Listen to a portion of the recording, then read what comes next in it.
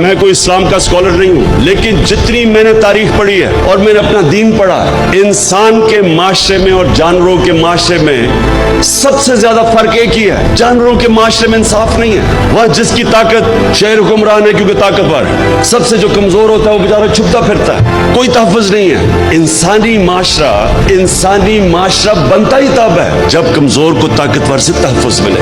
میں نے معاشرے دیکھے ہوئے ہیں، چھوٹی عمر میں برطانیہ گیا تو میں نے رول آف لا دیکھا وہاں، اور مجھے تب سمجھ آئی کہ وہ کیوں آگے نکل گئے ہیں، اور پاکستان کے اندر یہاں کبھی بھی رول آف لا نہیں تھا۔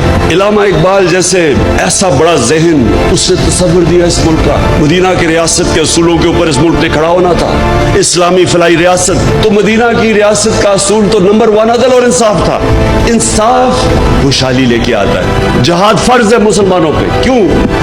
کیونکہ جہاد میں آپ ظلم سے بھاگتے نہیں ہیں، ظلم کے سامنے سر نہیں جھکاتے، ظلم کا مقابلہ کرتے ہیں، یہ حکم ہے اللہ کا، اللہ کو تو کوئی فائدہ نہیں پہنچا سکتا۔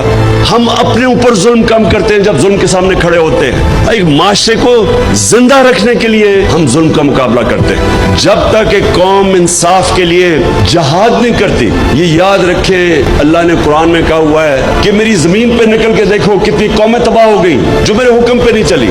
اللہ کا سب سے بڑا حکم کہ میری زمین پہ انصاف قائم کرو۔